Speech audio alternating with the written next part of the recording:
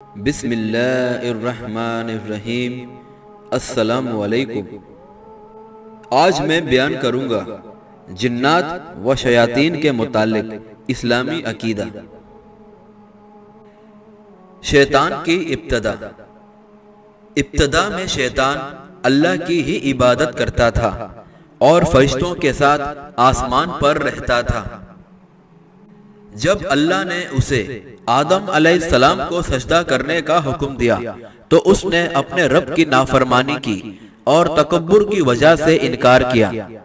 اور اپنے آپ کو آدم علیہ السلام سے بلند مرتبہ خیال کیا اور حسد بھی وجہ آر بنی۔ نتیجہ کیا ہوا کہ اللہ تعالیٰ نے اسے اپنی رحمت سے دور بھگا دیا، کیونکہ یہ اپنے رب کی رحمت سے مایوس ہو گیا، اس لیے اللہ تعالیٰ نے اس کا نام ابلیس رکھ دیا۔ عربی قواعد کے مطابق ابلیس افعیل کے وزن پر ہے اور ابلاس سے مشتق ہے، جس کا معنی اللہ کی رحمت سے نا امید ہونا۔ اللہ تعالیٰ نے قرآن مجید میں 11 مرتبہ یہ لفظ ذکر کیا، گویا شیطان جناتی دنیا کا فرد ہے، اور جن کو جن اس لیے کہتے ہیں کہ وہ انسانوں سے پوشیدہ ہوتے ہیں، جیسا کہ سورہ الاعراف آیت نمبر 27 میں اللہ تعالیٰ فرماتا ہے، بے شک وہ تمہیں دیکھتا ہے لیکن تم اسے نہیں دیکھ سکتے۔ بہرحال چند حیوانات جیسے گدھا اور کتا وغیرہ جنات کو دیکھ لیتے ہیں، کیونکہ مسند احمد اور ابو داؤد میں سیدنا جابر سے روایت ہے کہ رسول اللہ صلی اللہ علیہ وآلہ وسلم نے فرمایا، جب تم کتوں اور گدھوں کی آوازیں سنو تو شیطان مردود سے اللہ تعالیٰ کی پناہ طلب کرو، کیونکہ گدھے اور کتے وہ چیز دیکھ لیتے ہیں جو تمہیں نظر نہیں آتی۔ شیطان کی اصلیت کیا ہے؟ اصل میں شیطان کو آگ سے پیدا کیا گیا ہے، جیسا کہ سورہ الرحمن آیت نمبر 15 میں اللہ تعالیٰ فرماتا ہے، جن کو اللہ تعالیٰ نے آگ کی لپک سے پیدا کیا۔ آگ کی لپک یعنی شعلے کے کنارے سے۔ امام نووی نے شرح مسلم میں لکھا ہے، المارج اللغد میں آگ کے اس شعلے کو کہتے ہیں جس کے ساتھ آگ کی سیاہی بھی شامل ہوتی ہے۔ امام مسلم نے سیدنا عائشہ رضی اللہ تعالی عنہا سے روایت کیا ہے کہ رسول اللہ صلی اللہ علیہ وآلہ وسلم نے فرمایا، فرشتوں کو نور سے پیدا کیا گیا اور جنات کو آگ سے پیدا کیا گیا، اور آدم کو اس چیز سے پیدا کیا گیا جو تمہارے لیے بیان کر دی گئی ہے۔ اللہ تعالیٰ نے جنات کو انسان سے پہلے پیدا کیا ہے، جیسا کہ سورہ الحجر آیت نمبر 27 میں اللہ تعالیٰ فرماتا ہے، جنات کو ہم نے اس سے پہلے دھیکتی ہوئی آگ سے پیدا کیا۔ طبرانی، حاکم اور بہقی کی روایت کے مطابق رسول اللہ صلی اللہ علیہ وآلہ وسلم نے فرمایا، جنوں کی 3 قسمیں ہیں، ایک قسم کے جنات ہوا میں اڑتے ہیں، اور دوسری قسم کتوں اور سانپوں کے روپ میں رہتے ہیں، اور تیسری قسم کے جنات سفر کرتے ہیں اور پڑاؤ بھی کرتے ہیں۔ اور ابو داؤد کی روایت ہے کہ بے شک رسول اللہ صلی اللہ علیہ وآلہ وسلم نے فرمایا، نمازی کے سامنے سے کالا کتا گزرے تو نماز قطع ہو جاتی ہے۔ صحابہ نے پوچھا، بھورے اور سفید سے سیاہ کتا خاص کیوں کیا گیا؟ آپ صلی اللہ علیہ وآلہ وسلم نے فرمایا، سیاہ کتا شیطان ہوتا ہے۔ بہرحال جنات بھی اسی زمین پر رہتے ہیں جس زمین پر ہم رہتے ہیں، لیکن ویران کھنڈرات میں ان کی رہائش زیادہ ہوتی ہے۔ نیز نجس مقامات مثلاً بیت الخلا اور کوڑا کرکٹ پھینکنے کی جگہیں۔ چنانچہ احادیث میں کثرت سے ایسے مقامات پر نماز کی ادائیگی کی ممانعت وارد ہے، کیونکہ اولاً تو یہاں نجاست و غلاظت ہوتی ہے، یہ شیاطین کے رہنے کی جگہیں ہوتی ہیں، نیز جنات و شیاطین کثرت سے ایسے مقامات پر بھی پائے جاتے ہیں جہاں وہ آسانی سے فساد و گمراہی پھیلا سکیں، جیسے بازار وغیرہ۔ لہذا رسول اللہ صلی اللہ علیہ وآلہ وسلم نے اپنے صحابی سیدنا سلمان فارسی رضی اللہ تعالی عنہ کو وصیت فرمائی، اگر تو اس بات پر قدرت رکھتا ہے کہ بازار میں داخل ہونے والا سب سے پہلا شخص نہ بن اور بازار سے نکلنے والا آخری شخص بھی نہ بن، تو ضرور یہ عمل کر، کیونکہ بازار ہی شیطان کا میدان جنگ ہے اور وہیں وہ اپنا جھنڈا گاڑتا ہے۔ بہرحال شیاطین لوگوں کے گھروں میں رات گزارتے ہیں، ان کو وہاں سے بسم اللہ بگاتی ہے۔ نیز اللہ تعالیٰ کا ذکر اور تلاوت قرآن بھی ان کو بھگانے کا سبب بنتے ہیں۔ اندھیرا پھیلتے ہی شیاطین کا آنا جانا اور پڑاؤ کرنا زیادہ ہو جاتا ہے، اسی لیے ہمیں رسول اللہ صلی اللہ علیہ وآلہ وسلم نے حکم دیا ہے کہ شام کے جھٹپٹے میں ہم اپنے بچوں کو باہر نہ نکلنے دیں۔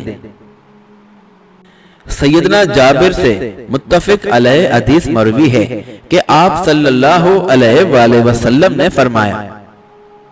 جب رات پھیل رہی ہو یا تم شام کرو تو اپنے بچوں کو روک لو، کیونکہ اس گھڑی شیاطین بکھرتے ہیں۔ جب رات کی ایک گھڑی گزر جائے تو تم اپنے بچوں کو چھوڑ دیا کرو اور دروازے بند کر دیا کرو اور اپنے اللہ کا نام لیا کرو، کیونکہ شیطان بند دروازے کو نہیں کھولتا، اور اپنی مشکوں کے منہ بند کر دیا کرو اور اللہ کا نام لیا کرو اور اپنے برتنوں کو ڈھانپ لیا کرو، اگرچہ ان پر کوئی چیز ہی ڈال دو، اور اپنے چراغ بجھا دیا کرو۔ جنات کھاتے پیتے اور نکاح کرتے ہیں۔ رسول اللہ صلی اللہ علیہ وآلہ وسلم نے ان باتوں کی ہمیں خبر دی ہے۔ صحیح مسلم میں سیدنا ابن عمر رضی اللہ تعالی عنہ سے روایت ہے، جب تم کھاؤ تو دائیں ہاتھ کے ساتھ کھاؤ، اور جب تم پیو تو دائیں ہاتھ کے ساتھ پیو، کیونکہ شیطان بائیں ہاتھ کے ساتھ کھاتا اور بائیں ہاتھ کے ساتھ پیتا ہے۔ اور صحیح مسلم میں عبداللہ بن مسعود رضی اللہ تعالی عنہ سے روایت ہے کہ جنات نے رسول اللہ صلی اللہ علیہ وآلہ وسلم سے اپنی غذا کے متعلق پوچھا تو آپ صلی اللہ علیہ وآلہ وسلم نے بتایا کہ ہر وہ ہڈی جس پر اللہ کا نام لیا گیا ہو وہ تمہارے لیے ہے، اور تمہارے ہاتھوں میں گوشت بن جائے گی، اور ہر قسم کی لید تمہارے چوپایوں کا چارہ ہے۔ وہ شادی بیاہ کرتے ہیں جس سے نسل کشی ہوتی ہے۔ بعض علماء نے اللہ تعالیٰ کے اس فرمان سے اہل جنت کو جوڑا جوڑا ہونے پر استدلال کیا ہے۔ سورہ الرحمن آیت نمبر 56 میں اللہ تعالیٰ فرماتا ہے، ان سے پہلے ان حوروں کو نہ تو کسی انسان نے چھوا ہوگا اور نہ ہی جنات میں سے کسی نے۔ اس آیت سے بعض علماء نے یہ استدلال بھی کیا ہے کہ انسان جنات سے شادی کر سکتا ہے، کیونکہ آیت میں مذکورہ عورتوں کی یہ صلاحیت بیان ہوئی ہے کہ وہ جن و انس دونوں کے لیے کارآمد ہیں۔ اس مسئلے میں علماء کا اختلاف ہے۔ بعض کے مطابق زمانہ ماضی میں بھی ایسے نکاح ہوتے تھے اور زمانہ حال میں بھی ایسے نکاح ہوتے ہیں، لیکن کچھ علماء یہ رائے بھی رکھتے ہیں کہ اگر ایسا ہو جائے تو یہ خلاف قیاس و عادت ہوگا، اور معتدد علماء نے کہا کہ ایسا ہونا ممکن ہے۔ انہوں نے اس سورہ اسراء کی اس آیت سے استدلال کیا، سورہ اسراء آیت نمبر 64 میں اللہ تعالیٰ فرماتا ہے، تو لے آ اپنے گھوڑوں کو ان کے خلاف اور ان کے اموال و اولاد میں تو ان کا شریک بن جا اور تو ان کو وعدے دلا۔ بخاری میں فرمان رسول ہے اور مسلم میں بھی عبداللہ بن عباس سے مروی ہے کہ آپ صلی اللہ علیہ وآلہ وسلم نے فرمایا، جب تم میں سے کوئی اپنی بیوی سے جمع کرنے لگے تو یہ دعا پڑھ لیا کرے، اللہ کے نام سے شروع کرتا ہوں، اے اللہ تو ہمیں شیطان سے دور رکھ اور تو جو رزق ہمیں دے اس سے شیطان کو دور رکھ۔ اور اللہ تعالیٰ نے جنوں کے لیے موت بھی مقرر کی ہے، جیسا کہ سورہ الرحمن میں اللہ تعالیٰ فرماتا ہے، جو کچھ زمین پر ہے فنا ہونے والا ہے۔ صحیح بخاری میں ابن عباس سے مروی ہے کہ رسول اللہ صلی اللہ علیہ وآلہ وسلم فرمایا کرتے، میں پناہ مانگتا ہوں تیری عزت کی کہ جس کے بغیر کوئی معبود نہیں اور تجھے موت نہیں جبکہ جن و انس مرتے ہیں۔ شیطان نہایت کبھی شکل والا ہے، نیز اس کے 2 سینگ بھی ہیں۔ بخاری اور مسلم میں ابن عمر سے روایت ہے کہ رسول اللہ صلی اللہ علیہ وآلہ وسلم نے فرمایا، تم طلوع شمس اور غروب شمس کے وقت نماز کا کثرت نہ کرو، کیونکہ سورج شیطان کے 2 سینگوں کے درمیان طلوع ہوتا ہے۔ سورہ صافات میں اللہ تعالیٰ فرماتا ہے، وہ ایک ایسا درخت ہے جو جہنم کی تہ سے اگائے گا اور اس کا گھابا شیاطین کے سروں کے مانند ہیں۔ اسی وجہ سے ہم پر واجب ہے کہ ہم اپنے دشمن کو اچھی طرح پہچان لیں تاکہ اس کے مفاسد سے بچ جائیں، کیونکہ وہ ابن آدم کے شریانوں میں خون کے ساتھ ساتھ چلتا ہے۔ تمام شیطانی اعمال کا دائمی نتیجہ اللہ تعالیٰ کی بغاوت اور سرکشی پر منتج ہوتا ہے۔ مزید برا باہمی تفرقہ، انتشار، تخریب کاری اور دہشت گردی کے موجب بنتے ہیں، اور جن رشتوں کے ساتھ صلح رحمی کا حکم اللہ تعالیٰ نے دیا ہے ان سے قطع رحمی ہو جاتی ہے، اور جن سے اللہ تعالیٰ بائیکاٹ کا حکم دیتا ہے شیطانی تعلیمات ان سے وصل کا سبق دیتی ہے۔ زمین میں جو برائی بھی ہے اور جس فساد کا وجود ہے شیطان کا اس میں حصہ ہوتا ہے۔ یہی شیطان ہی ہے جنہوں نے گزشتہ امتوں کے برے اعمال کو ان کے سامنے مزین کر کے پیش کیا اور ان کے کفر و معاصی کے بدلے ان کو ہر وقت شاباش دی اور ہمیشہ ان کے رسولوں کو جھٹلانے پر آمادہ کیا، اور یہی وہ اعمال ہیں جن کے ساتھ شیاطین ہمیشہ متصف رہے۔ سورہ النحل میں اللہ تعالیٰ فرماتا ہے، اللہ تعالیٰ نے فرمایا، اللہ کی قسم ہم نے آپ صلی اللہ علیہ وآلہ وسلم سے پہلے بھی مختلف امتوں کی طرف رسول بھیجے، لیکن شیطان نے ان کے اعمال کو مذہن کر دیا۔ آج بھی وہی ان کا دوست ہوگا اور ان کے لیے دردناک عذاب ہے۔ سیدنا عیاض مجاشعی رضی اللہ تعالی عنہ سے روایت ہے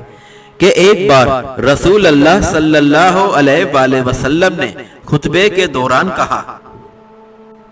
خبردار ہو جاؤ، مجھے میرے رب نے حکم دیا ہے کہ جن باتوں سے تم ناواقف ہو اور جو میرے رب نے آج مجھے بتلائی ہے وہ میں تمہیں بھی سکھلا دوں۔ ہر وہ چیز جو میں نے اپنے بندوں میں سے کسی بندے کو دی وہ حلال ہے،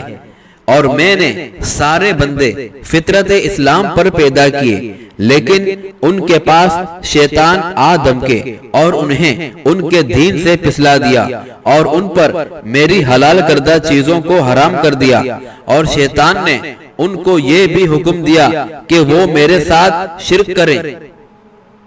جس کی ان کے پاس کوئی دلیل نہیں۔ بے شک اللہ تعالیٰ نے جب اہل زمین عرب و عجم کی یہ حالت دیکھی تو ان پر سخت غصے ہوا، سوائے چند اہل کتاب کے جو دین حنیف پر قائم تھے۔ اس حدیث سے معلوم ہوتا ہے کہ سب سے پہلے لوگوں کو شیاطین ہی نے دین سے انحراف کی دعوت دی اور فطرت سے بغاوت کی طرف لوگوں کو بلایا، نیز ان کو شرک باللہ کی طرف بلایا۔ نتیجتاً حرام اشیاء حلال کر دی گئی اور حلال اشیاء حرام قرار دی گئی، اور شیطانوں نے غیر شرعی اعمال کو ایجاد کر کے لوگوں کے لیے ان کو مزین کر دیا۔ اسی وجہ سے ہم پر بھی یہ واجب ہے کہ ہم شیطان کی چالوں اور پھندوں کو خوب اچھی طرح پہچان لیں تاکہ ہم ان سے بچ سکیں، کیونکہ ہم میں ہر کسی کے ساتھ شیطان بھی موجود ہے۔ اس کی دلیل مسند احمد کی وہ روایت ہے جو سیدنا ابن عباس رضی اللہ تعالی عنہ سے مروی ہے کہ رسول اللہ صلی اللہ علیہ وآلہ وسلم نے فرمایا، بے شک شیطان ابن آدم کے خون کے ساتھ چلتا ہے۔ ہم نے پوچھا، اور آپ صلی اللہ علیہ وآلہ وسلم کے ساتھ بھی ایسا ہی ہے؟ اے اللہ کے رسول، آپ صلی اللہ علیہ وآلہ وسلم نے فرمایا، ہاں میرے ساتھ بھی ایسا ہی ہے، لیکن اللہ تعالیٰ نے اس کے خلاف میری مدد کی، پس وہ مسلمان ہو گیا۔ مسلم نے ابن مسعود رضی اللہ تعالی عنہ سے روایت کی ہے کہ رسول اللہ صلی اللہ علیہ وآلہ وسلم نے فرمایا، تم میں سے ہر ایک جنات میں سے ایک قرین کے سپرد کیا گیا ہے، اور فرشتوں سے بھی ایک قرین اس کے ہمراہ ہے۔ صحابہ نے پوچھا، آپ صلی اللہ علیہ وآلہ وسلم کو بھی یہی صورتحال درپیش ہے؟ اے اللہ کے رسول، آپ صلی اللہ علیہ وآلہ وسلم نے فرمایا، ہاں میری بھی یہی حالت ہے، لیکن اللہ تعالیٰ نے اس کے مقابلے میں میری مدد کی، پس وہ مجھے بھلائی کے علاوہ کوئی بات کہہ نہیں سکتا۔ یہ جناتی قرین انسان کے ساتھ پیدائش کے وقت سے لے کر مرتے دم تک رہتا ہے، لیکن ایک ایسا ہی اور قرین بھی ہے جو انسان پر اللہ کی معیشت کی وجہ سے یا ذکر الہی سے منہ موڑنے کی وجہ سے اس پر مسلط کر دیا جاتا ہے۔ اس کی دلیل سورہ زخرف میں اللہ تعالیٰ کا یہ فرمان ہے، اور جو کوئی رحمان کی یاد سے غافل ہوتا ہے ہم اس پر ایک شیطان بطور قرین مسلط کر دیتے ہیں۔ سورہ حامیم السجدہ میں اللہ تعالیٰ فرماتا ہے، ایسے لوگوں پر ہم معتد قرین مسلط کر دیتے ہیں تو وہ ان کے لیے ان کے پہلے اور پچھلے اعمال کو مزین کر دیتے ہیں۔ اور یہ تھا بیان جنات و شیاطین کے متعلق اسلامی عقیدہ۔